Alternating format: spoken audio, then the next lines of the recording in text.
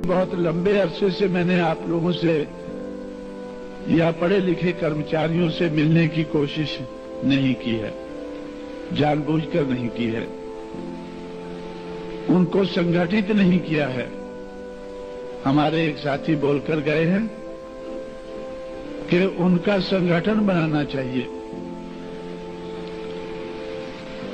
पढ़े लिखे कर्मचारियों का मुझे संगठन बनाना चाहिए। मैं समझता हूं कि आज भी मुझे उनका संगठन नहीं बनाना चाहिए। मैंने संगठन बनाकर देखा है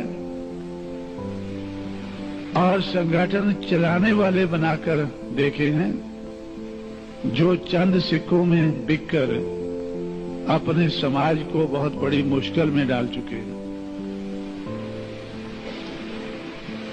1985-86 में मैंने ये काम 1964-65 से शुरू किया। 1984-85 में 20 साल के बाद मेरे साथ बड़ा भारी धोखा हुआ। जिनको मैंने आगे किया वो चंद सिक्कों में सरकार के हाथ में बिककर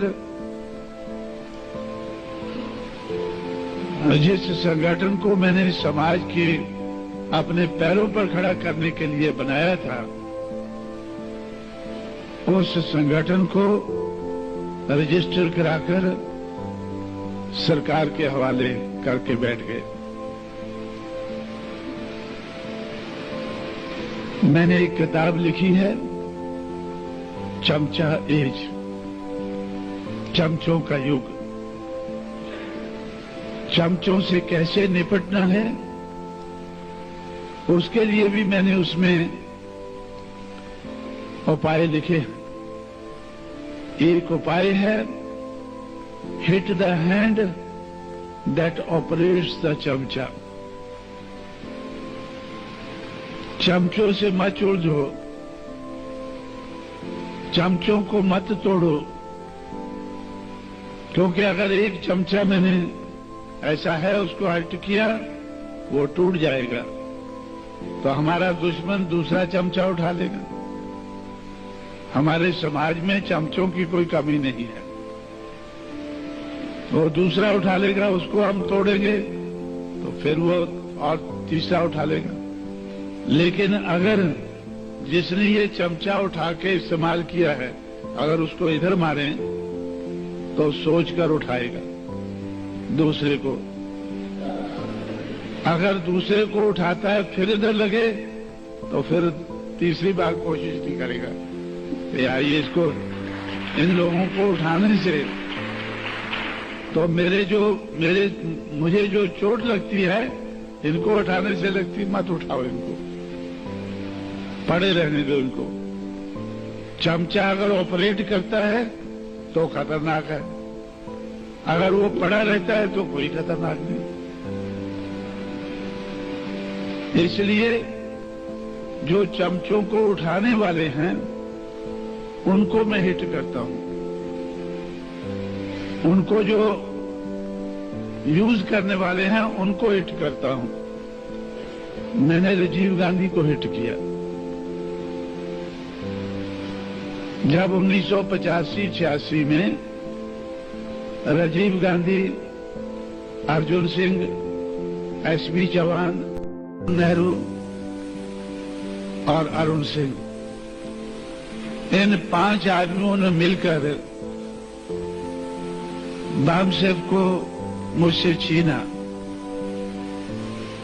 जिस बामसेव को 1964-65 के बाद सोच सोच के दिमाग खोखला करके मैंने बनाया, 20 साल में उसको इस लायक बनाया कि अब मैं इसको इस्तेमाल करके अपने समाज को अपने पैरों पर खड़ा कर पाऊंगा।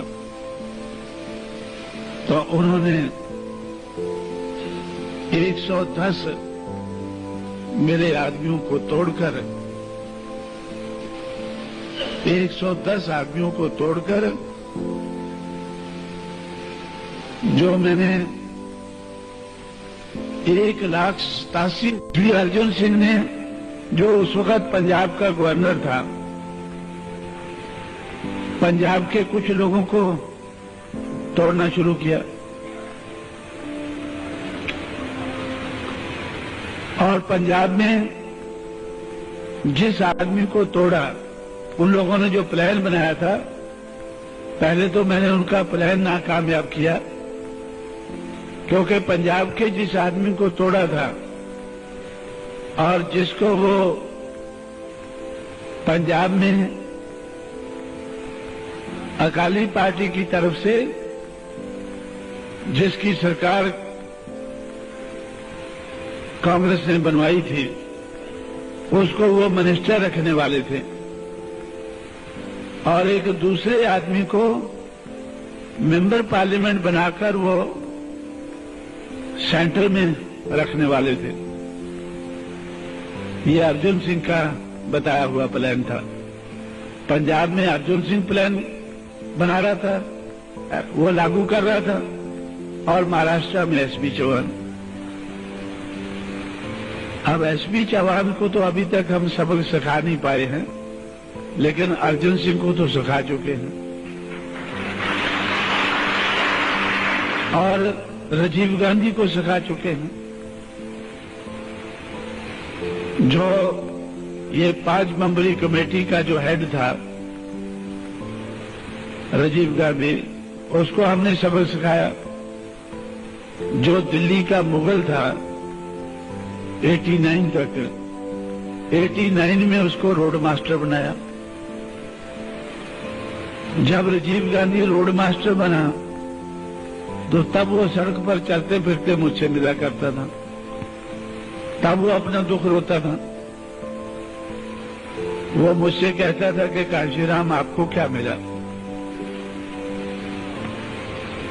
आपके सिर्फ 3 मेंबर पार्लियामेंट जीते हैं 89 में, और आपके कारण कांग्रेस के 74 हार गए हैं। आपके कांग्रेस के 74 हार गए हैं, आपके सिर्फ 3 जीते हैं। अगर आप मेरे साथ समझौता करके चुनाव लड़ते तो आपके 30 जीत जाते और मेरी सरकार बनी रहती। मैंने उनसे कहा कि 89 के लिए इतना ही काफी है, 89 के लिए इतना ही काफी है, बाकी आके देखेंगे क्या करना। दिल्ली के मुगल को अगर हमने रोड मास्टर बना दिया है, कांशीराम तो पैदाइशी रोड मास्टर है, तो कांशीराम को तो कोई फर्क नहीं पड़ता है। लेकिन जब दिल्ली का मुगल रोड मास्टर बनता है तो वो जरूर सोचता है कि मैं रोड मास्टर क्यों बनाऊं भाई। वो जरूर सोचेगा और कभी कभी मेरे से बातें करेगा रोड मास्टर की हैसियत से, दिल्ली के मुगल की हैसियत से नहीं। जब वो बातें करेगा तो वो मेरे दुख दर्द को समझेगा और मैं भी उसको समझा पाऊंगा। मैंने उससे कहा कि आपने मेरे 110 आदमी तोड़े हैं या नहीं तोड़े हैं, उनका मुझे पूरा रिकॉर्ड बताओ। 110 आदमी आपने मेरे कैसे तोड़े हैं?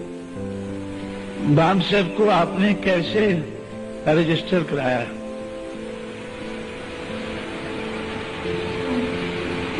तो अब उसको बताना पड़ा सारी चीज। जब उसने सारी चीज मुझे बताई तो तब मेरी उसके साथ दोस्ती हुई थोड़ी। सरकार ने जब बामसेफ को तोड़ा, जब सरकार ने बामसेफ को मुझसे छीना, तो वो क्यों छीना? क्योंकि बामसेफ के लोगों ने सरकार को बताया कि कांशीराम समाज से पैसा इकट्ठा करता है और हमारे माध्यम से इकट्ठा करता था। उस वक्त तक सरकार, दिल्ली की सरकार ये सोचती थी कि कांशीराम को पैसा विदेशों से आता है। उस वक्त तक सरकार सोचती थी कि कांशीराम को पैसा विदेशों से आता है, लेकिन जब उसको पता चला कि ये तो इन टट्टुओं से पैसा इकट्ठा करता है, तो उन्होंने सोचा कि मेरे खिलाफ 200 पेपरों में अभियान चलाया पहली बार। खासकर जिन पेपरों में हमारे लोग निकालते हैं कि कांशीराम को पैसा मत दो, कांशीराम को पैसा मत दो। लेकिन कांशीराम ने उस वक्त अपनी शख्सियत इतनी बना ली थी कि मैंने अपने लोगों से कहा कि अब मैं आपके प्रोग्राम में तभी आऊंगा जब आप मुझे सिक्कों में तोलेंगे और कम से कम 10,000 आदमी मेरे सामने, 16,000 आदमी, 16,000 रुपया मुझे दोगे, 12,000 रुपया दोगे, 12,000 आदमी मेरे सामने होंगे और 3,000 बाइसिकल आप मुझे दिखाएंगे।